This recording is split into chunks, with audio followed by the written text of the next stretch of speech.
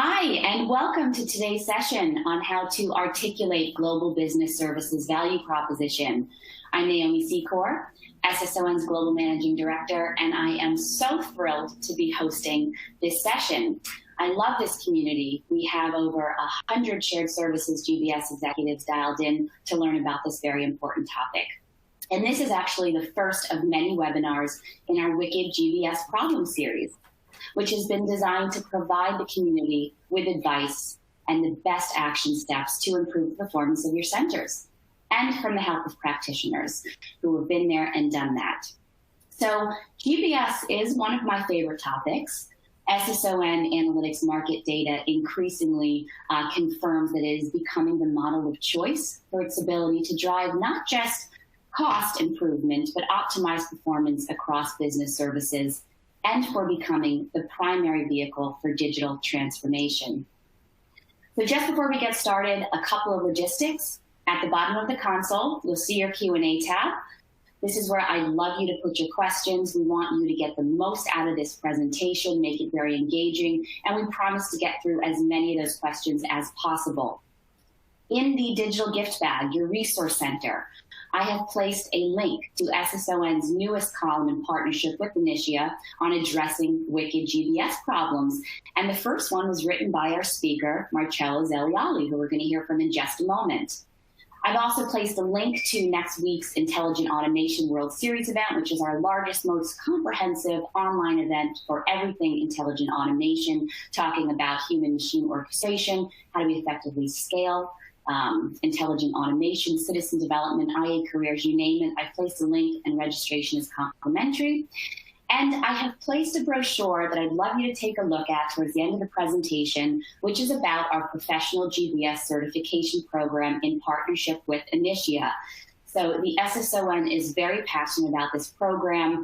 Its teachings and proven methodologies is helping the industry build global business services the right way, and learn the skills that you need to continuously improve and adapt to the changes we're experiencing on a regular basis. And so our next cohort is coming up on September 28th. We'll talk a little bit more about this towards the end of the presentation.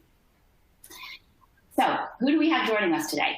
We have Tony Saldanha, my good friend and former GBS VP of the Procter & Gamble Company, author of the best-selling book, Why Digital Transformations Fail, and he is the CEO of Inixia, the world's leader in business strategy certification, training, and advisory. And we also have Marcello Zelioli, who is the sales manager for Canon Artists and a distinguished member of the Inixia Business Leader Community.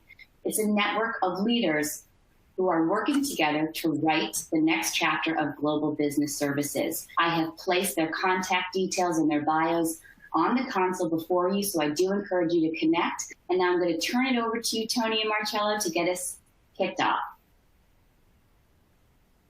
Awesome. Thank you very much. I will hand over to you. Sorry. Go ahead, Marcello. No, I just wanted to say the same. Thank you very much, Naomi, for this opportunity.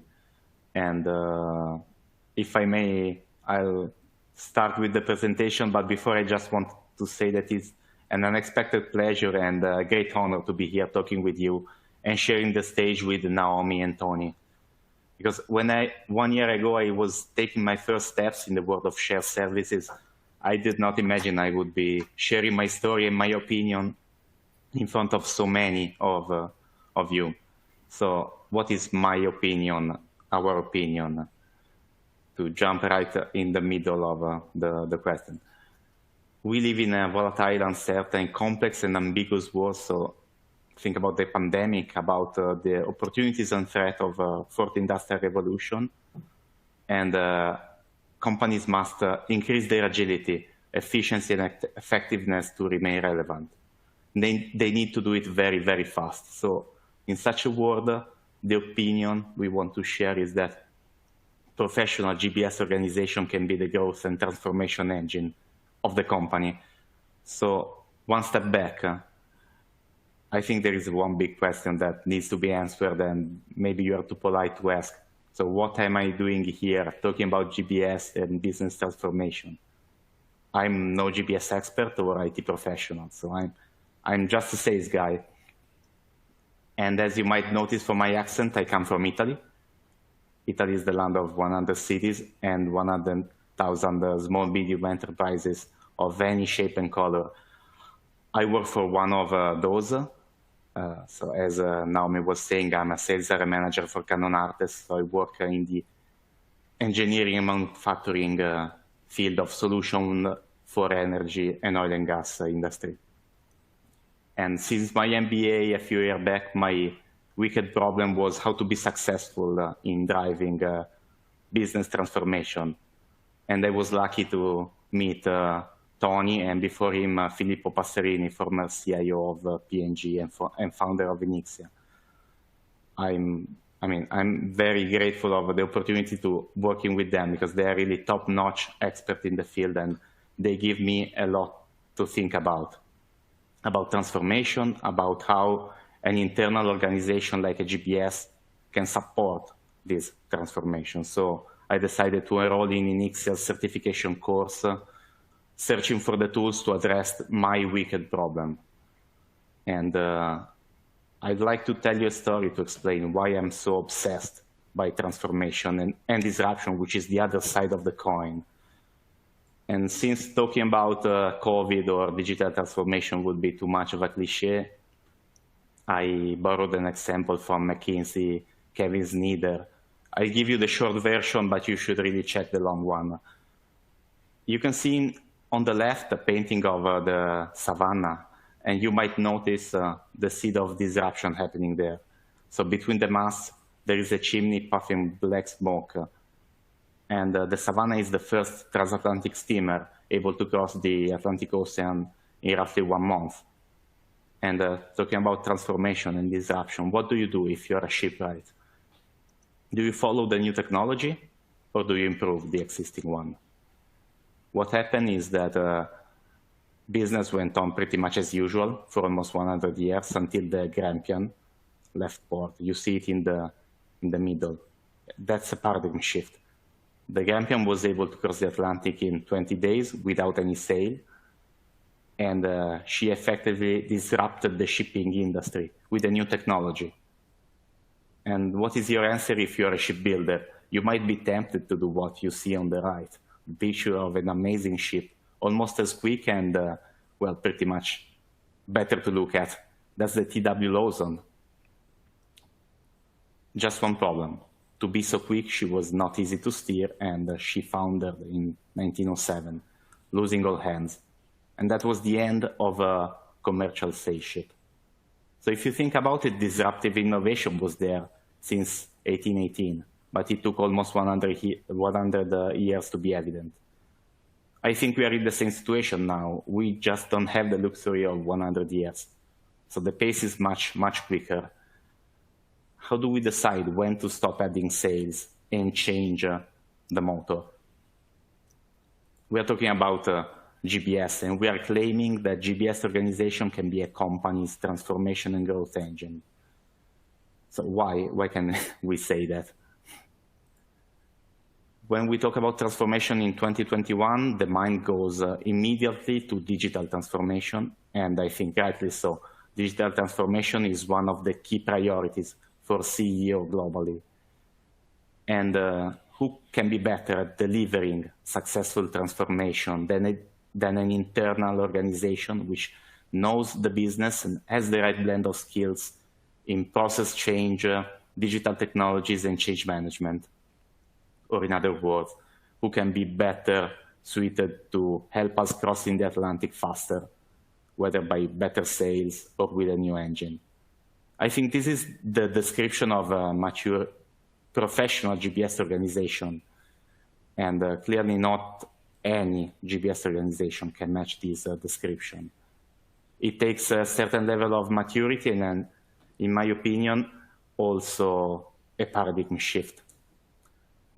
Because I think we all know the typical equity of a shared service organization is that of a back office. So they provide critical services that are needed by the company to operate. But their contribution seems limited to reliability and reduced service costs. So It seems no different than any commodity like the internet or the electricity. The paradigm shift is the realization that to avoid becoming a commodity, GBS should be run as a business. And like any business, GBS should focus on creating ongoing, distinctive value to remain relevant in the long run, and should keep innovating to be future-proof and grow its contribution to the business. So we can summarize by saying from back office to internal consultant. Yes, but. How can we do that? And what do we mean by value? I think that there is a sentence that summarizes both the answers to the question. It is an extract from Bleeding Digital, a book written in 2014 that a friend of mine working for Accenture in San Francisco suggested me. Let's say it's a sort of hand guide for my first exploration of the jungle of digital transformation. While reading it, I was not surprised to see that my professor at the time, Filippo Passerini, was one of the experts that the authors interviewed. And he says, today we are working to become distinctive and not become a commodity. What does it mean? How do you become distinctive? You need to start with the end in mind of what this business value, and then work backwards into all the steps that unequivocally lead to that business value creation. So if we start from the first question, how do we do that? You strive to become distinctive and not a commodity. So for GBS to be distinctive, the first step is to ensure that the organization has a high level of maturity, is up to the task. And second, but just as important, regardless of background or maturity, we said it already, many GBS organizations have to live with a back office equity. So this needs to be managed. GBS leaders have to fight this and to build and establish credibility of this organization as a business partner and beyond. Credibility is crucial here, like basically everywhere else in life. And to answer to the question, what is value? To define it, you start with the end in mind and then work backwards. Business value is, to be very, very concrete, something that a Wall Street analyst would be excited of. So it has to be articulated in terms of business outcome, financial gains like cost reduction, market share growth, so on and so forth. And to be Wall Street grade, it has to be tangible, measurable. And finally, GBS value proposition has to be credible. Again, credibility. So I cannot be a transformation engine if I struggle to deliver basic services. So credibility is critical everywhere. So how do we define the GBS value proposition? I am afraid that I don't claim to have the answer. So GBS is too wide and sometimes too convoluted topic for me to, let's say, address everything. And every company is different. So there is no silver bullet. But what works for companies on the market can be also applied to GBS. So no golden rule, but a right model, a right way to do it. First of all, we would suggest to start with the end in mind, focusing on defining this Wall Street grade value that must be aligned to the company's objective and must take into account all the challenges of the context, the business and the industry. Second, communicate clearly the GBS value. So what value can GBS bring? The fact of being the internal consultant and transformation engine, thanks, as we said, to the convergence of its skill set to the setting of digital transformation. And third, run your GBS organization as a business.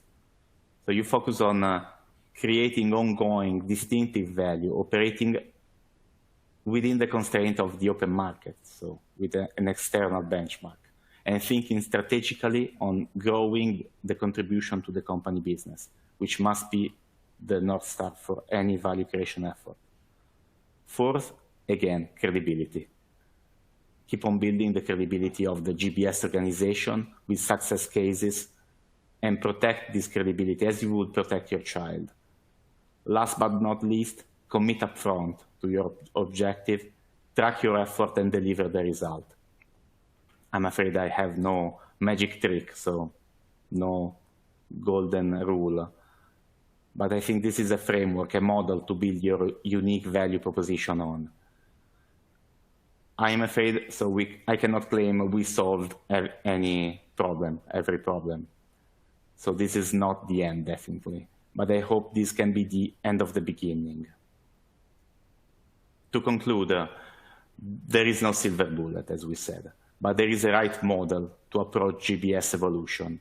And this model, the run as a business approach for a professional GBS organization, has a value that is clear even to outsiders like me. The possibility to be the internal consultant, the transformation engine of the company. And thank you very much. That's the message we wanted to convey. Thank you. Thank you very much, Marcello. That was really, really interesting. And we've got a bunch of questions coming in from the audience. And so let's go through them. And just a reminder, there is a Q&A tab at the bottom, so you can put your questions in there, and we're going to get through it. So we have a couple of questions. We know that GBS is a proven model successfully for large enterprises, right? It's being adopted left, right, and center. But Marcello, is it a relevant concept in small and medium companies, and why? If you could talk to us a little bit more about that. Sure. Well, that's a very good question. Yes, I think it is. If we accept that an internal organization like GBS is best positioned to be let's say, the growth and transformation engine of a company, I mean, I think that the appeal is clear, and it is true for big multinationals. It is true in the same way for a small, medium enterprise. Now, the SME world is very wide and very convoluted. SME can mean anything. For a company like mine, which is part of, let's say, a family-owned group of a dozen similar companies with a global footprint, GBS is definitely relevant. I think that wherever there is a certain critical mass of service scope, a certain scale that can be reached, companies can gain a lot from having a professional GBS organization. And I think in this case, size matters. So for any company that has enough scope, let's say, scope, mass, let's say, scale, I think that the gains are huge. So definitely relevant also for medium enterprises. Thank you. It can be a little bit overwhelming for smaller organizations, though. So Tony, what advice can you give? How could you address that for smaller organizations that are looking to take the plunge into GBS? So I think you're exactly right. It can seem overwhelming, but Marcello's framework, which I like a lot, of focusing on total shareholder return, where the value for the company is absolutely the best place to start. So just for context, I do work with all sizes and shapes of companies in implementing GBS, everything from some of the biggest companies in the world to also a small distributor of potato chips, only within the state of Texas, so relatively small, and then also some nonprofits that are literally about 15, 20 people big.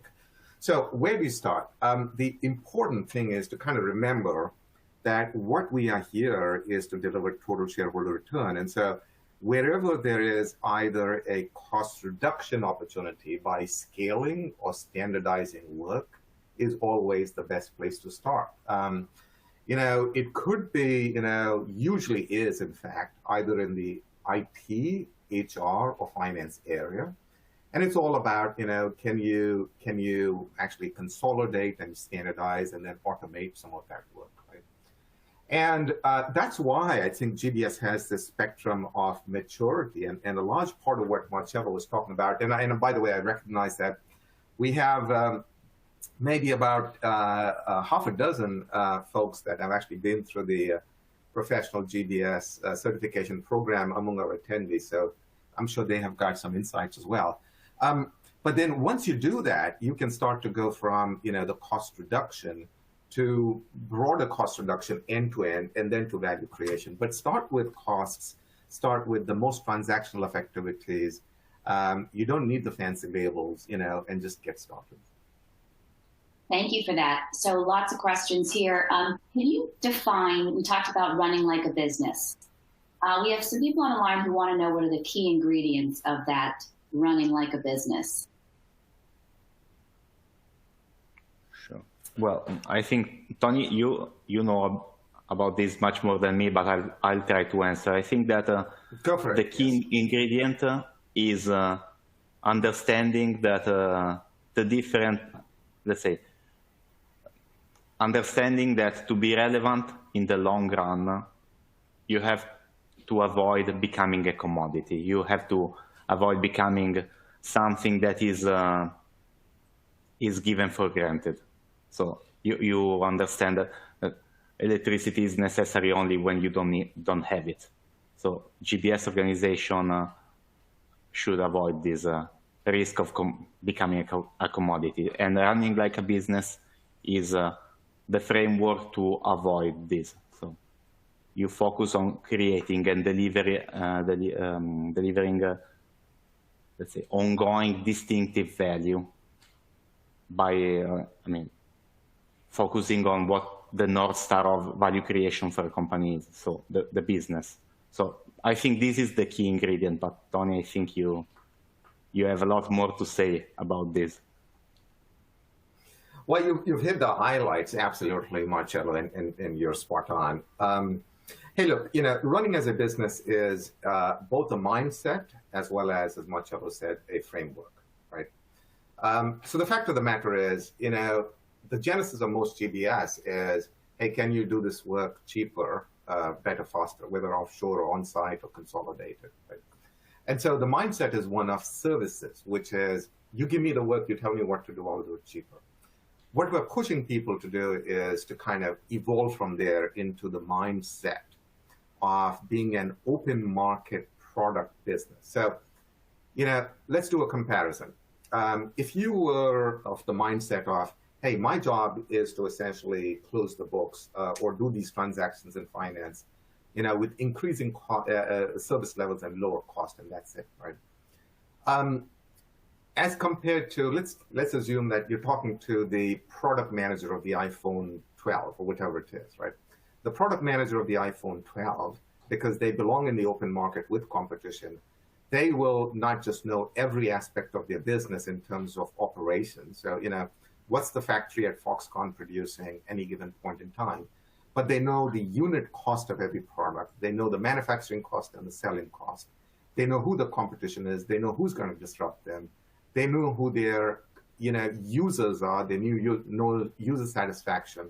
They know who their payers are. They know who their distributors are. Ask them any questions about, hey, does your product contain X, Y, Z, and then they're on top of it, right? So that requires a whole set of processes, which typically, GBS running only as a very good service does not have. And I just rattled off a whole bunch of them. The financial model, the annual strategy cycle, the benchmarking, the, disruptive innovation, the focus on user experience, a product roadmap, and so on and so forth. So that's really what you get along with running as a business. Excellent. Thank you very much. A couple more questions, if you guys don't mind. So while short-term and medium-term value can still be defined and use cases can be shared as an example, how can one set a vision for the future to ensure that GBS is still relevant 3 to 5 years ahead?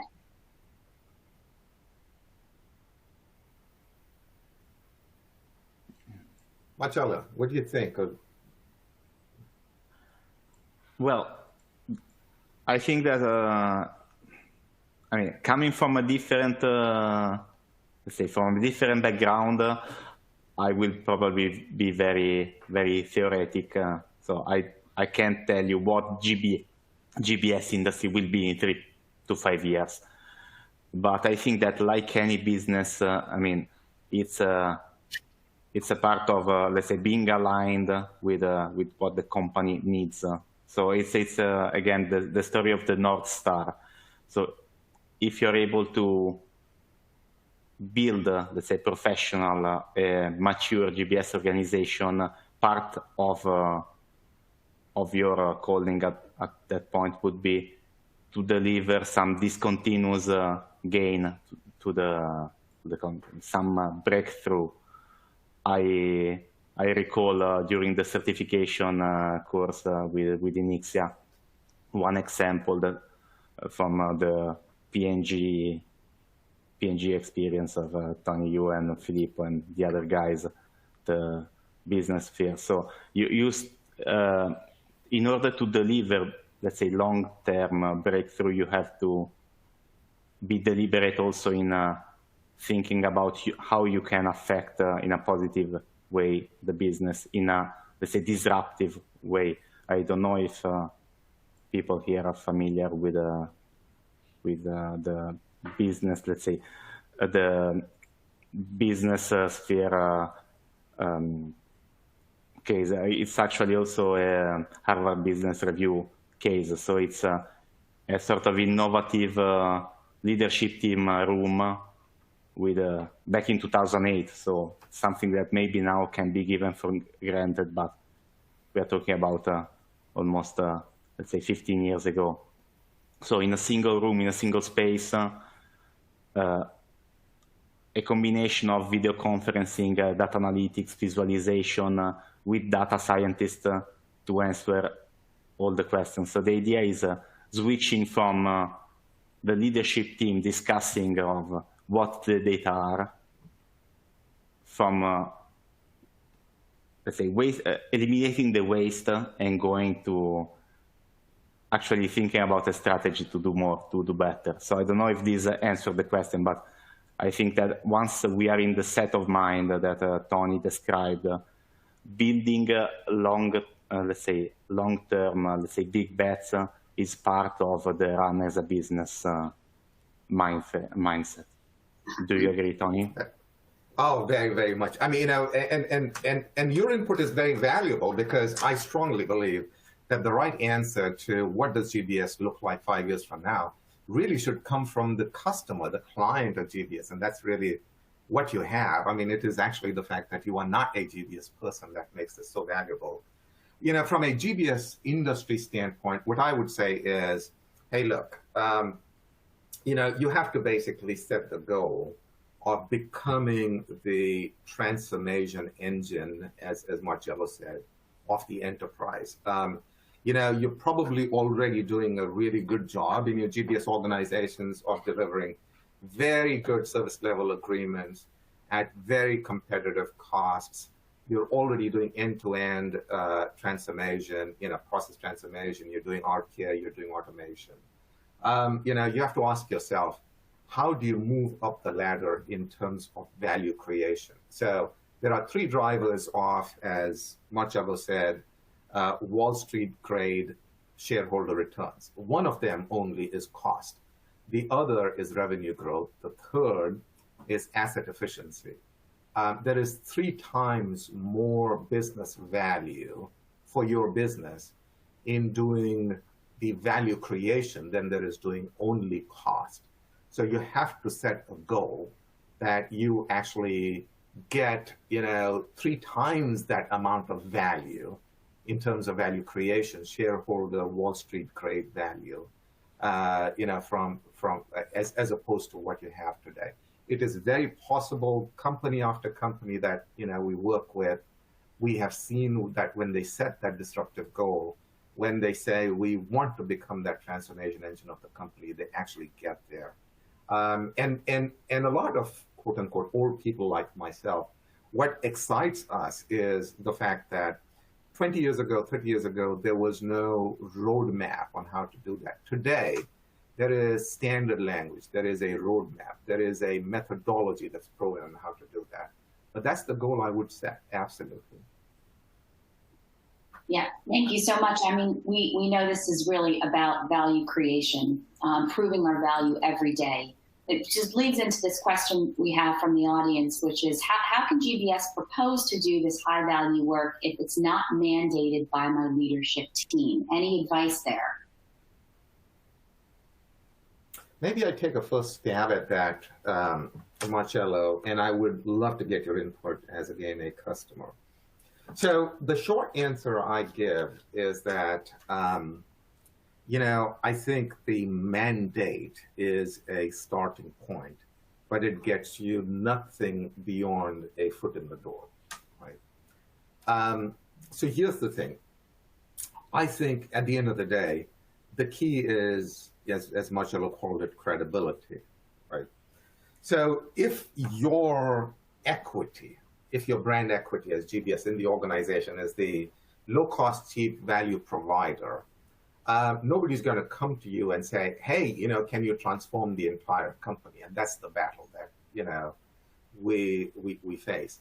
And therefore, I reframe that question to say, how do I get that mandate to become, how do I earn that mandate? Yeah.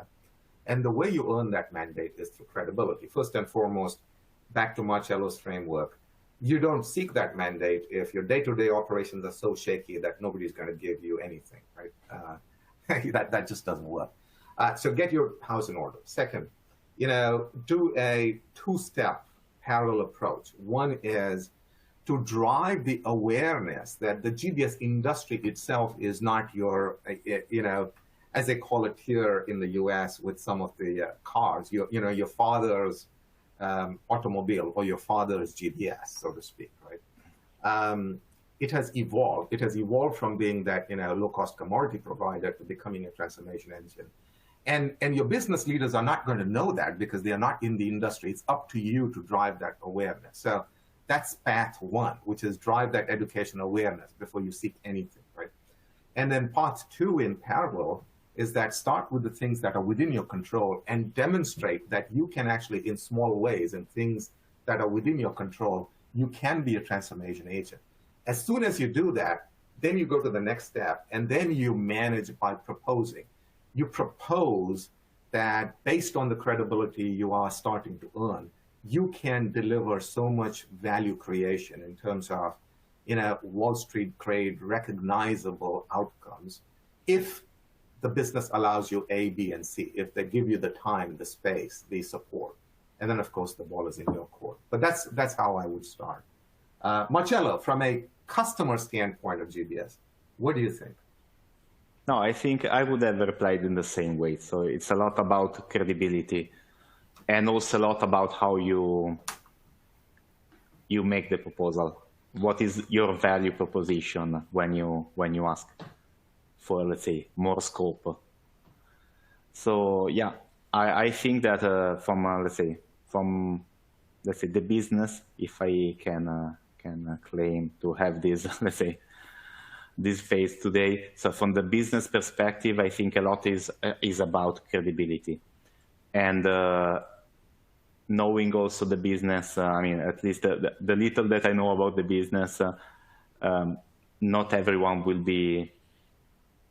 will have the same level of openness to, let's say, to the proposition from a GBS organization. So if you have to fight your battle to become let's say, to do high value work, one thing that you should think about is at personal level who you're talking to. So if the business leader you're talking to is known for his willingness to, let's say, innovate, experiment or not. So because I think it can be more valuable to start maybe with a smaller project, but with a person that is supporting you. And it's not just, let's say, giving you a possibility without any support. So if you have the luxury of having multiple people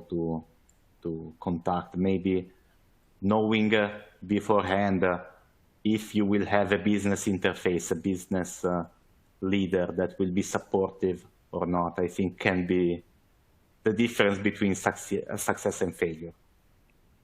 Thank you for that. So we have a people and a technology question to wrap this up, and these are both great questions, right?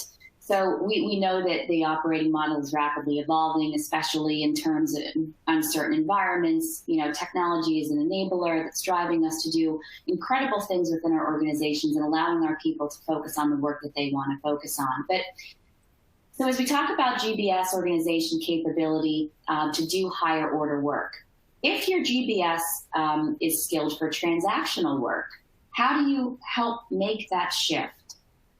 How do you build that organizational capability? I think this is actually Tony's work. Exactly. I of course, please jump in as needed. And by the way, I have to say that, you know, these are great questions. I'm not surprised. You know, we've got some great folks dialed in there. You know, of course, industry leaders like you, Suzanne, and of course, some of our previous friends, Frank and Seelan and Hariram and Roberto and others. So, you know, you guys know this much better in many ways than I do. But here's what I believe.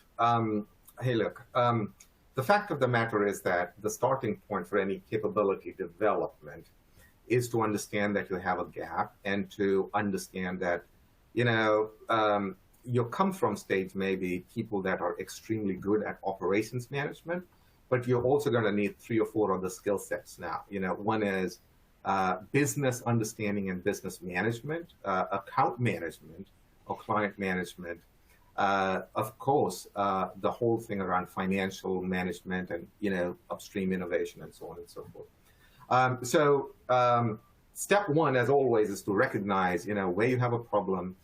Step 2 is there is always in every organization, you know, a career pathing and competency development program, and GBS should be no different. The part of the issue is that most organizations actually don't have specific GBS competency training that goes beyond what is either corporate, such as leadership, or functional, which is subject matter expertise in finance or IT. In reality, you're not going to get there if you actually don't have a GBS career path in addition to that, and GBS skill building. The third is always get very, very tactical and situational, even with, you know, 5,000 plus people within Procter & Gamble's GBS plus 10,000 outsourced. Even within the 5,000, when it came time to essentially assign, you know, 10 or 15 account manager, client manager roles, you know, even with all of the wealth of talent that we had, it became very obvious who your best people are, because, you know, the ability to identify top talent and develop them is critical. So you actually have to get this down to name by name, person by person, and to develop them. There is, of course, always the opportunity to use in the short term external hiring and to of course bring in external contractors to kind of bridge the gap, and that's always a gap closing mechanism. But longer term, you have to create the career model, the competency development model, and the person by person development to get there. Thank you for that, Tony. Well, we've got about 5 minutes left here. Feel free to continue to put your questions into the Q&A. I did want to just, you know, we talked a lot about there is a right way to do GBS. And through this certification program, we are teaching just how to do that with some proven methodology and tools and best practices. And so our next cohort is kicking off on September 28th. We have a tremendous amount of industries representing all different industries. And it's across these 5 core modules, right? So we start with foundations, which helps build the framework for successful GBS. We move into the pillars of service management, operations management, transformation and change, and leadership. And this course is delivered entirely online, and it's the opportunity to get those proven methodologies, those best practices, engage with a network of students that can help you not just during the certification course, but year-round, and you pick up certification, actually 6 certifications. So you'll become certified in each one of these modules. And then after completing all of them, you'll get your GBS certification. It'll be a designated GBS certification, certified professional from Inixia's Business Institute. And so it's a fabulous program. We've been putting hundreds of students through this just since the beginning of the year, and that's just with the SSON and Inixia partnership. They've been doing this for a long time. And if anybody would like more information on it, I'd love to talk to you about what you're doing within your shared services organization and how specifically this program can help you. So I just love hearing about people's journeys and how the shared services and outsourcing network can help you. And this is certainly one of those programs that can help you. So if you would like some more information, you can just let me know. And Tony, just in terms of the program, we've put through so many wonderful students, and you yourself teach this program along with Filippo Passerini and other shared services practitioners. Any more thoughts on anything else you wanted to share on how this certification is able to help existing GBS leaders? So, as you know, well, Naomi, and there's several others, like I said, who are on the call today that have been through it. This is a passion exercise. We strongly believe that, this is an opportunity for existing organizations, even more than newer organizations, to figure out how to move up the value curve. And so, a lot of what we do here is to bring in, the right way, the standard proven methodology. What we're trying to do is stay away from the theory and give practical examples, practical tips. Because, I think what I love most about our sessions is that it's not about, which country to choose for outsourcing. It's basically really, really hard questions like, how do you manage antibodies in the organization? Some of the questions like, how do you get the mandate and things like that? And hopefully that's where, as people that have all the scars on our back, we can help the industry. That's perfect. Thank you. And there's another question that came through, and this person would love to know, how do you get a client's buy-in to your GBS services if you're still an up-and-coming GBS organization? Yeah, I think there are several ways to get started there. Firstly, I think, put in place, as Marcello was describing, the structure, the framework, right? Make sure you're delineating a user who is all of the people in your company from a client, a senior person that actually maybe, evaluates your services and maybe even pays for them. Secondly, make sure that you are not just distinguishing between them, but you are actually jointly planning along with your clients what they need. So there is a construct of a joint business plan. You do that annually. You sit down, and every month you basically say, where am I? There are structural things like actually putting key development people into the leadership team of your client so that you can be more proactive. And, so these are just examples of many, many tricks and tips that exist on essentially earning the equity and the right to be a leader in your organization. That's perfect. Well, Tony, Marcello, I want to thank you so much for your time here. And I want to remind everybody to do check out the digital gift bag. This is one of our first webinar series on addressing wicked GBS problems, and we also have a column. And so in the digital gift bag, I have put a link to Marcello's column. And so would love everybody to take a look and read that and watch that space for more information. And we have put in the brochure to the certification in case you'd like more information. So with that, Tony or Marcello, any parting thoughts? I will hand over to our star for today, Marcello. Other than saying thank you, Marcello, please, any parting thoughts? No, I mean, I'm really grateful to have this opportunity, so thank you very much. And since it's my turn to stress out the, let's say, parting thought, I think there are two words that we kept repeating all the time, credibility and value. So I think everything that we discussed today is really centered on those two words. So if there is one piece of insight that you will bring home from today, these two words should be it. So thank you very much for this opportunity. Credibility and value. Thank you so much, Marcello.